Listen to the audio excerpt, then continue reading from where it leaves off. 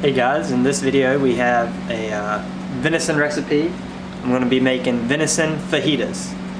And what I got going on right now is just the meat is thawing in the sink.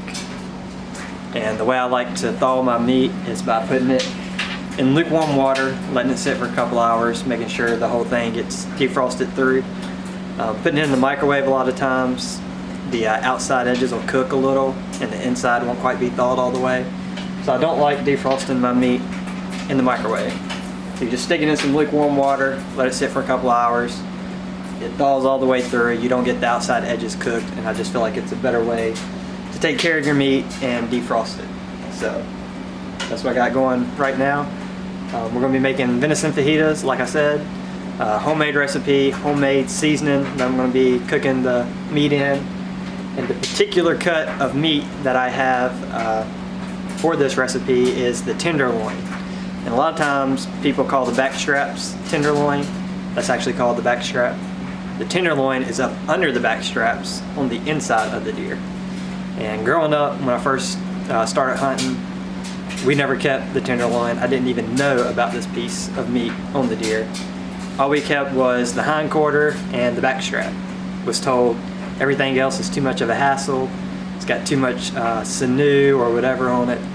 It's too much to deal with for the amount of meat you get. And so I never knew about this cut of meat because to get it, you have to gut the deer. So we never gutted the deer. You just get in the hindquarters and the back strap. You don't have to gut the deer to get those cuts of meat. But to get this particular cut of meat, you do have to gut the deer. And it's actually, in my opinion, the most tender meat on the deer. And that's why I like using it for fajitas. I don't like having a chewy meat for my fajitas. I like it to be a real tender meat when I'm eating my fajitas. So that's why I'm using this particular cut for this recipe, and that's what we're going to be having for supper tonight. So I'm going to show y'all how to make it. Okay, so my meat is done thawing, and so all you want to do now is cut your meat into little strips, whatever size chunks you want in your fajitas. I like thin pieces, not too thick, not too big. So I'm going to cut it the size that I want, and I like to cut them about that size there, not too big.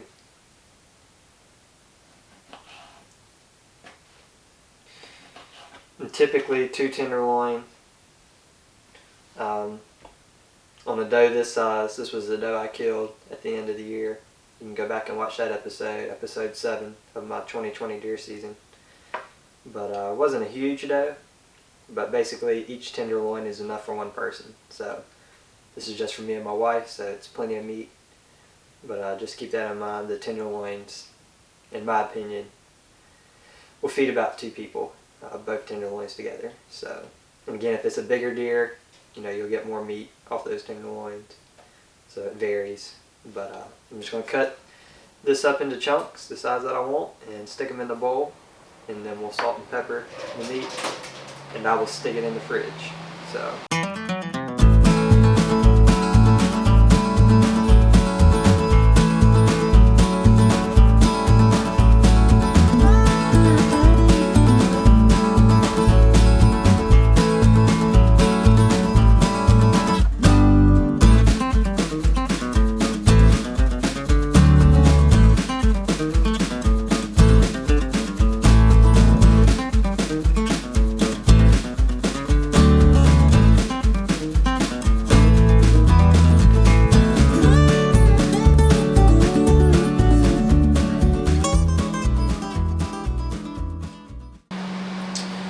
So I'm going to stick this in the fridge. Still got a couple hours before I'm going to start cooking supper. So we'll let this sit in the fridge for a couple hours. So I got all my ingredients, getting ready to start cooking. I'm just putting peppers and onions in my fajitas. And so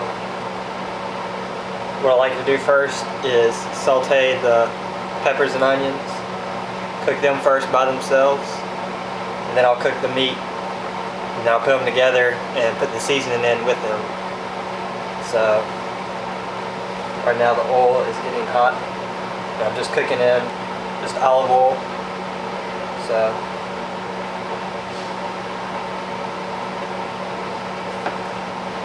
just scrape these in. Nothing special here with the vegetables. Just chopped onions and chopped peppers, sauteed in olive oil.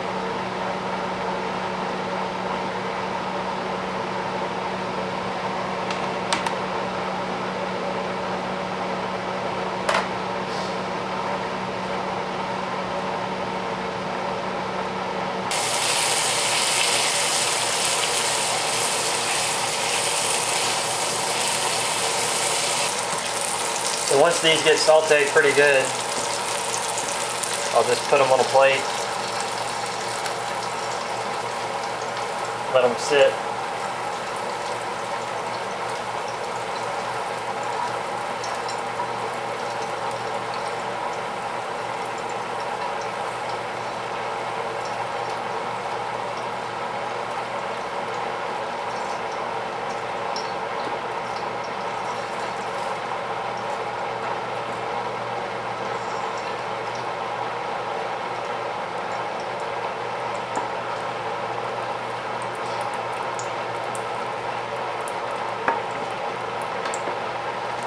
Then I'll add a little bit of oil.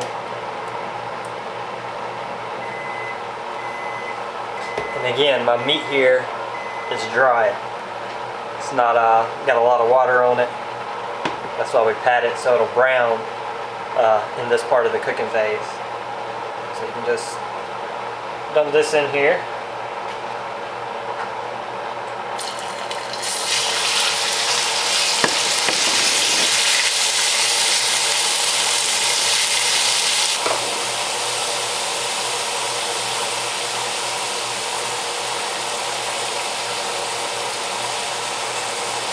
So once the meat's cooked, for the most part all the way done, is when you put your seasoning in. And this is all my dry seasonings mix, and I'll put the ingredients of that on the screen. But I'm going to take this and put water in it. So I got 2/3 a cup of water. And you want to mix this really well. Make sure to stir the bottom, stir the edges, because all those dry seasonings will clump up. So once you get that mix, you can then throw your onions and peppers back in.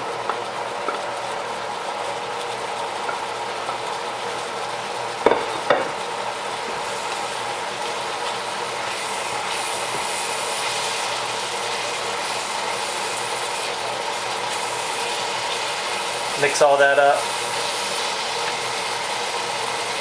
and then pour your seasoning in there. Now you really want to mix this. So once you get it all mixed, basically you're just going to let it sit. You can stir it every now and then, but you're going to let all that liquid cook out of there.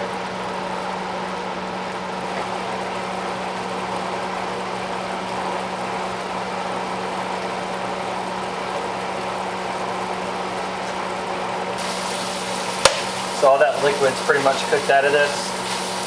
So go ahead and cut the heat off. I'll let it sit a little bit longer.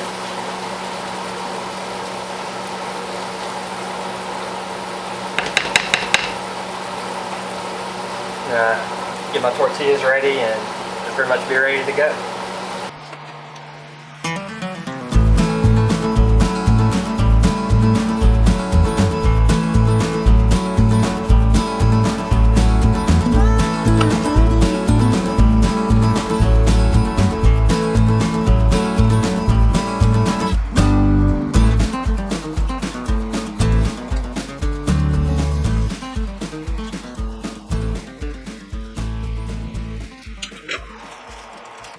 There you have it, venison fajitas.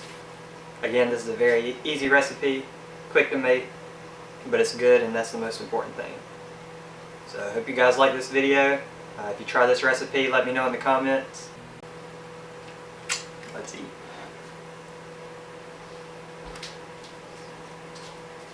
It's ready.